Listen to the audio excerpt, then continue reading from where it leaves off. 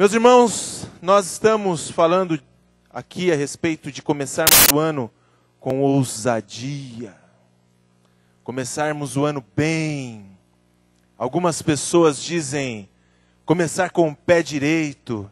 Olha, eu não sei se direito, esquerdo, mas nós precisamos começar bem o ano de 2012. Sabe, quando nós iniciamos um ano e nós começamos a pensar como é começar bem um ano. Complicado isso. É meio difícil, porque afinal de contas nós só estamos começando. Está tudo para acontecer ainda, não aconteceu nada, eu ainda preciso fazer com que as coisas aconteçam bem. Mas normalmente no começo de um ano você começa a fazer planos. E fazer planos é bom fazer planos. Ok, sem problema. Faça planos, crie alvos. Nós precisamos ter alvos, metas, e precisamos buscar as nossas metas. Isso é ótimo, isso é perfeito. E uma coisa que nós fazemos é, no começo do ano, criarmos expectativas. Nós criamos expectativas. E sabe, queridos, as expectativas que nós criamos, muitas vezes é aquilo que nos deixa frustrados no final do ano. Eu nem sei quantos anos eu termino frustrado por não entrar numa academia e fazer os exercícios como deveria. Eu nem sei quantos anos. Não tenho nem vergonha de falar. Cadê o André? O André é o exemplo que eu quero seguir. Eu estou caminhando e correndo lá na pracinha do 8, eu já comecei 3 vezes esse ano. E estava feliz porque fazia lá 10 voltas, metade andando e metade galopando, né? Meio correndo, meio assim. E o André começou depois de mim, ele já está fazendo 15 voltas, 20 voltas correndo, você fez, né, André? Benção. Esse ano, André, eu não vou me frustrar porque eu não vou nem imaginar que eu vou fazer isso. Não vou criar essa expectativa. Mas olha só, são as expectativas que nós criamos grandes expectativas. Uma das coisas que mais nos faz ficar tristes, aborrecidos com as pessoas, é porque nós criamos expectativas a respeito dessas pessoas. Já pararam para perceber? Esse é o motivo das discórdias. Quando você mede a pessoa pela sua régua, quando você olha para a pessoa que está ao seu lado, que trabalha com você, pessoas da sua família, enfim, e você mede essa pessoa pela sua régua, e você espera o quê? Que essa pessoa corresponda conforme as suas expectativas. E aí você descobre em determinado momento que essa pessoa não é medida pela sua régua e as coisas não vão ser exatamente como você imaginava. Eu acho que a minha esposa... Cadê? Deve estar lá em cima com o Tomás? Eu acho que a minha esposa em um determinado momento se sentiu frustrada. Eu acredito que sim. A minha esposa vem de um lar muito organizado. Até comentei aqui hoje de manhã, o meu sogro, ele separa, por exemplo, aqui essa fileira é só ervilhas, essa fileira só milho, essa fileira só leite, e ele separa da seguinte maneira. Toda vez que ele chega com a compra, ele olha e separa por vencimento. Então, as mais novas no fundo, e ela vem vindo, até chegar na mais nova, e o mês conta, não é só o ano. Imagina como eu amava quando meu sogro fazia a compra e eu namorava com a minha esposa, e ele olhava para a minha cara e falava, camarada, olha a compra aqui, me ajuda. Ele nem sabia que eu colocava de qualquer jeito lá e nem sabia o que acontecia. A questão é a seguinte, quando a Érica casou comigo, ela veio com essa organização e a minha não é o meu forte. Infelizmente, esse não é o meu forte. E com certeza isso quebrou algumas expectativas dela e causou algumas frustrações. E é isso que vai gerando, e durante o ano é isso que vai acontecendo em nossas vidas. Nós vamos criando expectativas e nós vamos muitas vezes nos frustrando porque as expectativas não são superadas. Elas não são alcançadas, ou por situações, ou por pessoas, enfim. Sabe, irmãos, e aí nós começamos o ano, e muitas vezes nós começamos o ano criando grandes expectativas. Criando expectativas gigantescas. E nós começamos a montar essas expectativas como se fossem castelos. Só que algumas dessas expectativas, como castelos de areia. Você já parou para ver uma criança fazendo um castelo de areia na praia? Eu tive uma experiência uma vez de ver um pai e um filhinho. E eles estavam fazendo um castelo, mas aquilo não era só um castelo, era uma muralha. Era muito bem feito aquele castelo. Ele era grande, grande, ele pegava como essa frente aqui toda, essa frente vermelha, e ele tinha pontes feitas com palitos de sorvete. Cleide, você ia gostar. Ali a arquitetura daqueles dois, incrível. E tinha torres, muitas torres, janelas, portas, e eles inventaram, e eles exploraram e fizeram ali aquela muralha. Mas num determinado momento, as ondas começaram a subir. E eu me lembro daquela criança aterrorizada. Porque ela imaginava, ela criou uma expectativa no castelo. Então, conforme aquelas ondas iam subindo, aquela criança ficava apavorada. E ela tentava segurar a onda, ela tentava colocar algumas coisas, mas nada podia segurar as ondas. E o castelo começou a se desmanchar. Sabe, muitas vezes é isso que acontece no nosso ano. As nossas expectativas, tudo aquilo que nós criamos, muitas vezes expectativas não corretas, queridos. Muitas vezes não expectativas que podem ser alcançadas, ou expectativas que são criadas no Senhor. Muitas das expectativas que nos fazem frustrar e nos deixam frustrados, são expectativas que nascem dentro do nosso próprio coração e não têm absolutamente nada a ver com Deus.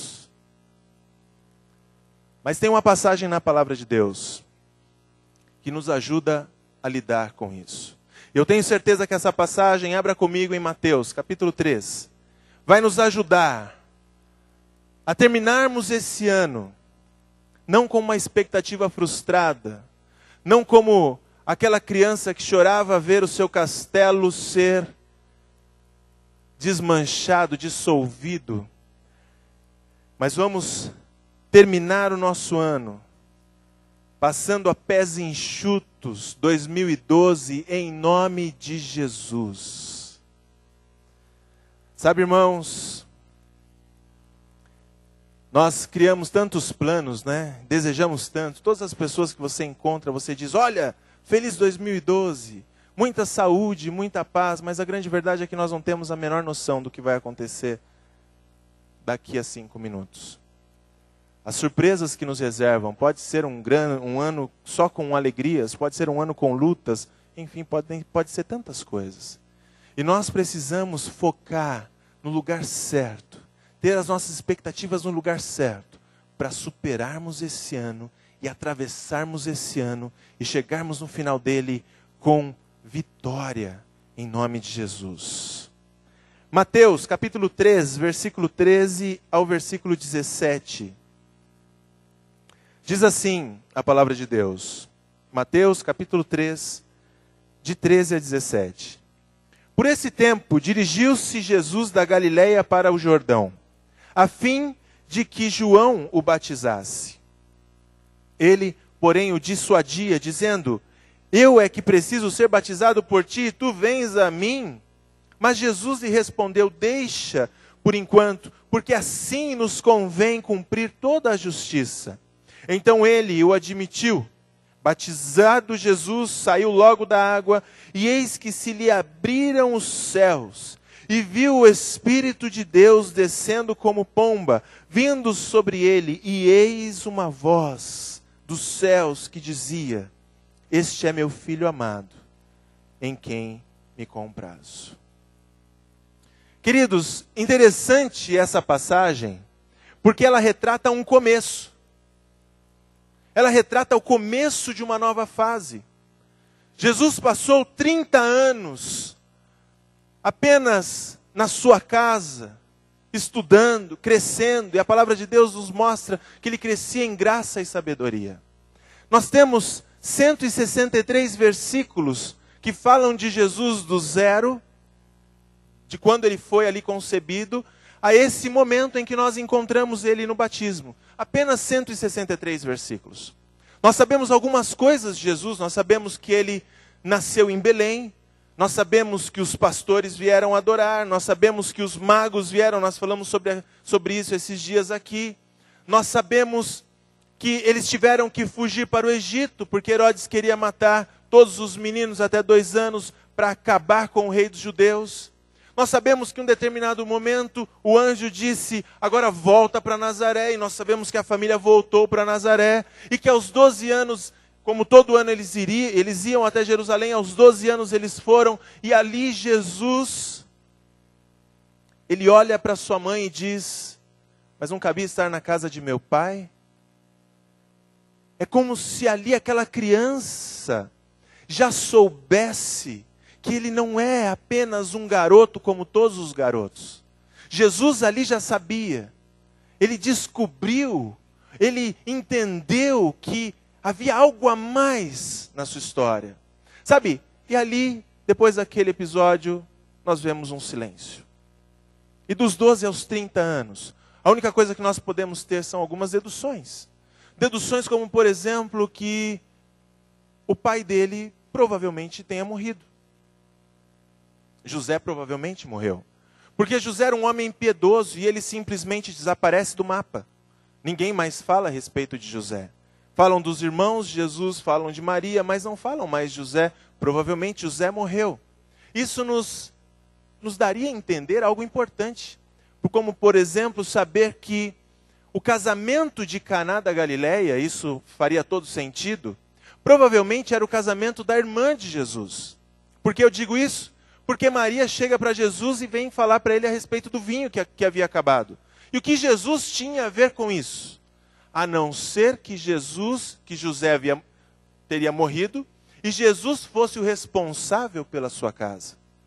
Porque uma vez que José, a Bíblia não nos diz, mas uma vez que as pessoas acreditam, os teólogos acreditam, enfim, os historiadores acreditam que José morreu, Jesus, ele precisa assumir a responsabilidade do seu lar.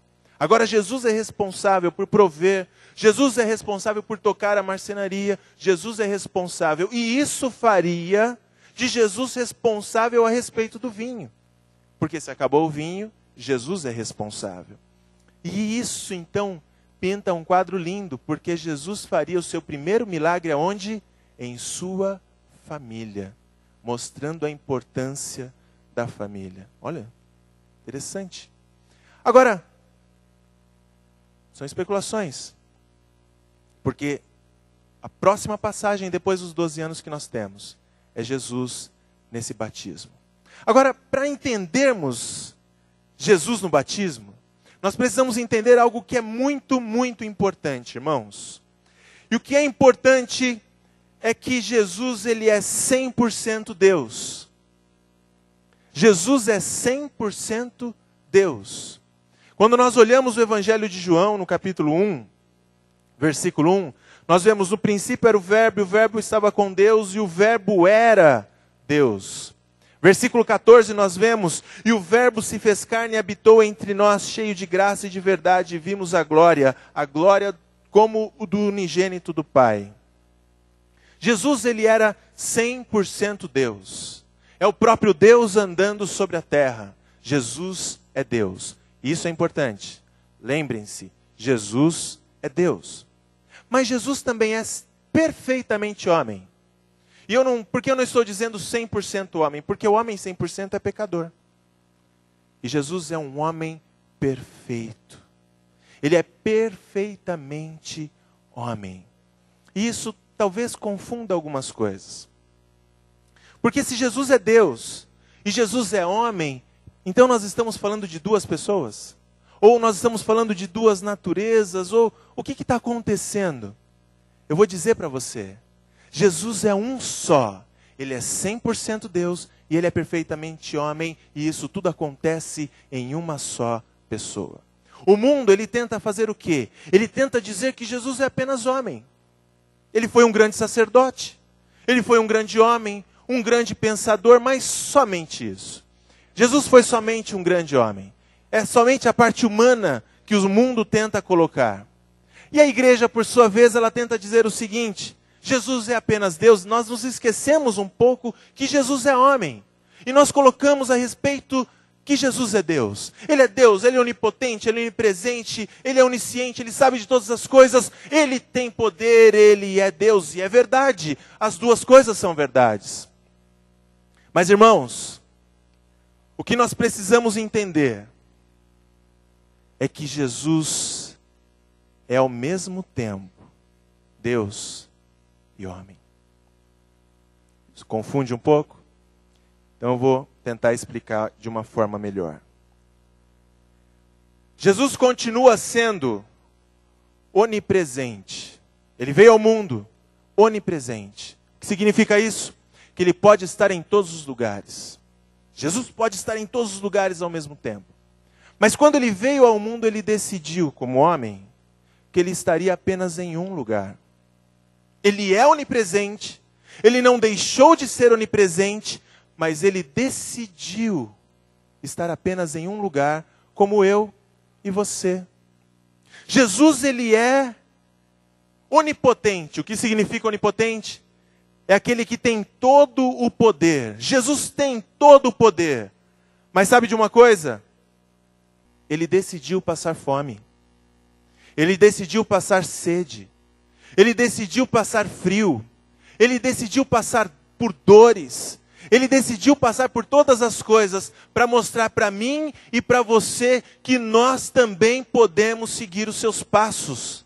Porque ele foi aqui, decisão dele, um homem como nós somos. Jesus, ele era onisciente. E o que significa isso? Que ele sabia de todas as coisas. Todas as coisas. Pela boca dele tudo que foi feito se fez. Mas ele decidiu saber tanto quanto nós. E aí, queridos, tem uma questão importante, porque o Espírito Santo de Deus revelava a Jesus coisas que nós nem imaginamos. E nós vemos na palavra de Deus. Mas o que diz em Filipenses 2, eu vou ler para você, você não precisa abrir. Filipenses 2, 6 e 7 é: pois ele, subsistindo em forma de Deus, não julgou como usurpação o ser igual a Deus. Antes, a si mesmo se esvaziou, assumindo a forma de servo, tornando-se em semelhança de homens e reconhecido em figura humana. Esse é o nosso Deus, que se fez perfeitamente homem e era 100% e é 100% Deus. O que é que isso tem a ver com o batismo? Imaginem vocês. Ele passou 30 anos em sua casa. 30 anos. 30 anos em sua casa. Eu tenho hoje 36, eu acho. 36. É como se há 6 anos atrás, antes de casar, era a idade que Jesus passou na casa dele. Não era nenhum milagre acontecia. Não tinha nenhum seguidores, pelo contrário, ele deveria sofrer muita perseguição, apenas como homem, durante 30 anos. E agora, depois de 30 anos, Jesus sai de lá da Galileia, e ele desce até Jerusalém, e ele vem aqui porque ele quer ser batizado por João Batista. João Batista era o profeta que anunciava a vinda do Messias, que anunciava Jesus. E aí, ele chega para João Batista e diz: João, eu quero me batizar. E João, naquele momento, ele olhou e viu quem? Ele viu o Cordeiro de Deus que tira o pecado do mundo. Ele viu Deus. E ele disse: não, Jesus, eu não posso te batizar. Eu não sou digno de me agachar e desatar as suas sandálias. Quanto mais te batizar, você tem que me batizar.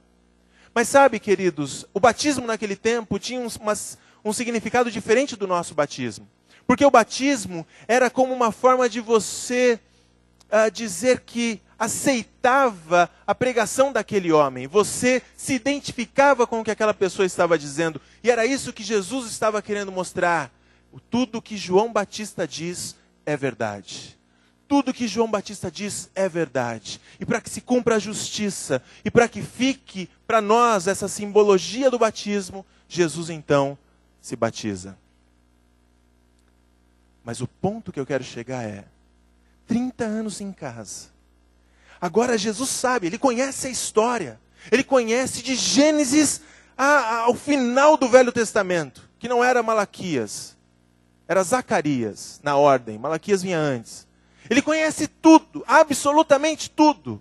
Ele sabe que o Filho do Homem, ele vai ser entregue aos homens, ele sabe que ele vai fazer milagres, ele sabe que ele vai morrer, ele sabe de todas as coisas porque ele conhece, porque Deus fez com que ele conhecesse através da palavra dele.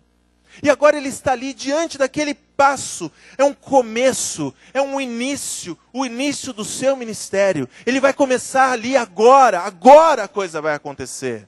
Agora a coisa vai acontecer. É um começo. Queridos, eu não acredito que Jesus estava temendo, não, porque ele é Jesus, ele não estava temendo. Eu não acredito que Jesus estava titubeante se eu não. Mas eu quero dizer para vocês que a parte humana de Jesus precisava ouvir algo dos céus. Porque ele iria começar uma nova fase. Ele já não estaria mais na casa de Maria. Ele não estaria mais ali com a sua família. Agora, ele iria andar. E ele iria encarar os demônios e as doenças. Iria encarar o mundo. Iria morrer em favor de toda a humanidade. Se isso não te amedronta, eu não sei como foi passar por tudo isso. E aí nós vemos a palavra de Deus nos mostrando que Jesus, ele se batiza, e ele sai da água, e Deus fala com ele. Só que para vermos essa passagem, eu convido você a ir a Lucas. É a mesma passagem, mas Lucas, ele nos dá um ponto de vista diferente. Lucas 3. Vamos ver o que Lucas diz a respeito do batismo.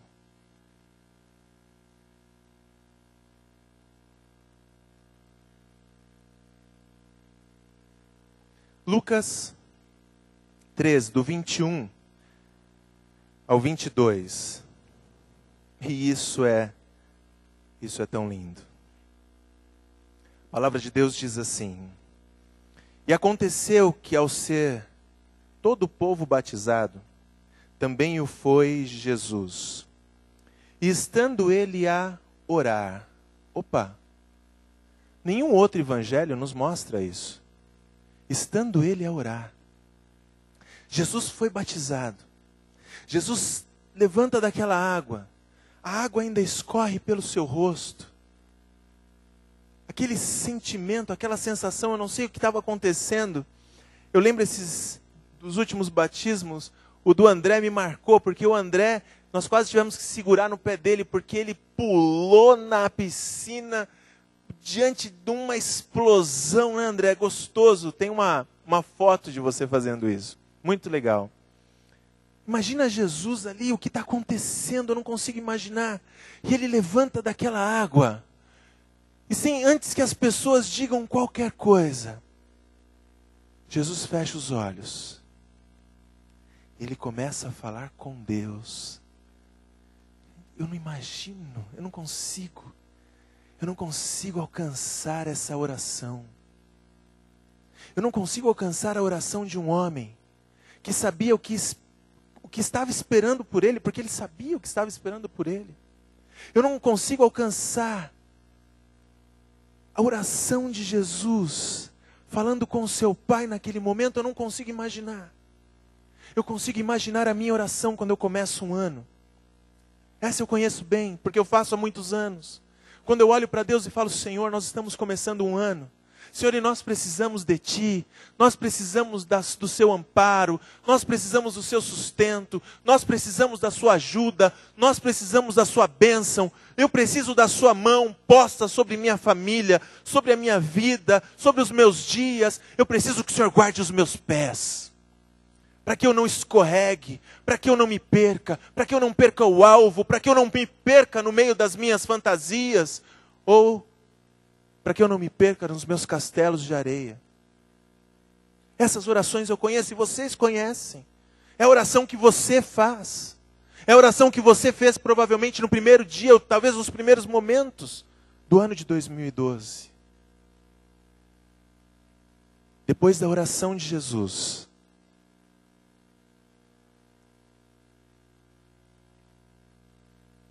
estando ele a orar, o céu se abriu. E o Espírito Santo desceu sobre ele, em forma corpórea, como pomba. Uma pausa aqui. Estando ele a orar, ele ainda estava ali, de olhos fechados. Eu não sei, talvez lágrimas corriam. Talvez um momento especial dele com o pai, eu não sei. Eu queria estar lá para ver isso. Eu queria muito estar lá para ver isso. O céu se abre.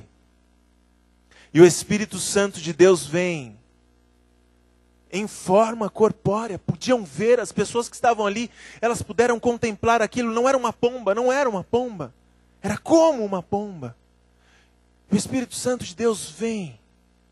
E vem sobre Jesus. Ele não fica pairando, ele não fica ao lado, não. Ele vem sobre Jesus. Deixa eu te dizer uma coisa. A palavra de Deus nos diz que quando nós entregamos o nosso coração para o Senhor, o Espírito Santo, o mesmo Espírito Santo, aquele lá, sabe aquele que você queria ver? Aquele que você queria estar lá para ver? Aquele mesmo Espírito Santo. A única diferença é que seus olhos não podem ver, mas o mesmo Espírito Santo vem sobre você e enche o seu coração. Uau! O que eu estou dizendo é que o mesmo Espírito Santo que veio sobre Jesus, vem sobre as nossas vidas. O Espírito Santo de Deus veio a capacitá-lo, trazer a ele poder, porque ele precisava cumprir agora o seu ministério, aquilo que ele veio fazer à terra.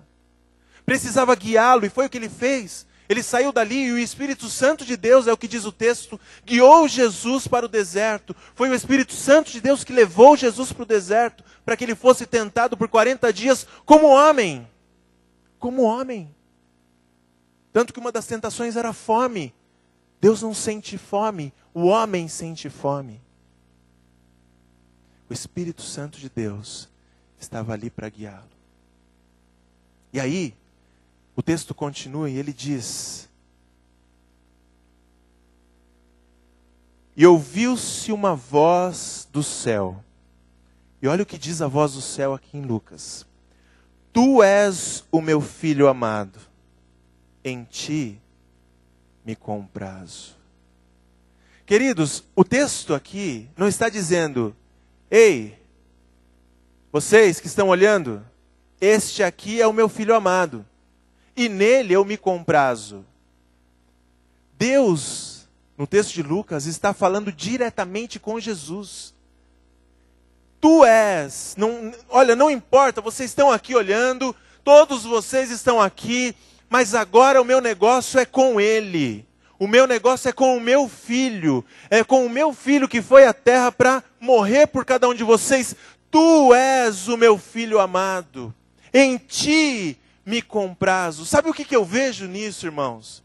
Eu vejo o lado humano de Jesus, que precisava ouvir do céu que Deus é o seu Pai e que ele não precisaria temer nessa nova fase da vida dele. É isso que eu vejo. E nós? Deus, ele cansa de dizer que ele é o nosso Pai. Nós somos co-herdeiros com Cristo. Nós temos a mesma promessa que Cristo tem. Nós temos o mesmo Deus, nós temos o mesmo Pai. Aliás, na oração ele diz, Pai nosso que estás no céu. Ele não diz, meu Pai que está no céu e você pode se achegar que você vai ser bem-vindo. Não, ele diz Pai nosso, ele é o nosso Pai. E se ele olhou para Jesus e Jesus pôde começar essa nova fase, eu quero te dizer uma coisa. Deus está olhando para você. E você pode começar esse novo ano. Nós teremos o Espírito Santo que vai nos guiar, que vai nos proteger, que vai nos capacitar. É isso que diz lá, na grande comissão diz isso. Nós temos o nosso Deus, que olha do céu, e Ele quer ser mais que um Deus para você esse ano, Ele quer ser o seu Pai. Mas nós precisamos ceder, nós precisamos entender, e nós precisamos mudar as nossas expectativas, irmãos. Porque lá atrás na história, e se a equipe de louvor já quiser tomar aqui o lugar deles, para a gente cantar a nossa última canção. Lá atrás, nós vimos, lá no comecinho da mensagem, aquela ilustração que falava a respeito do menino que eu vi e que estava ali na praia fazendo o castelo de areia. Enquanto o garoto ficava desesperado e ele tentava segurar as ondas, porque todas as expectativas dele, todos os sonhos dele, o sonho de fazer o maior castelo de areia que já se ouviu falar em toda a terra, e o sonho de que aquele castelo de areia não iria desmoronar, todos aqueles sonhos estavam virando nada, estavam virando areia, estavam sendo dissolvidos. Expectativa na coisa errada. O homem, que eu acredito ser o pai, ele ria. Mas ele não ria da cara do menino. Ele não ria da cara do menino. Ele sorria.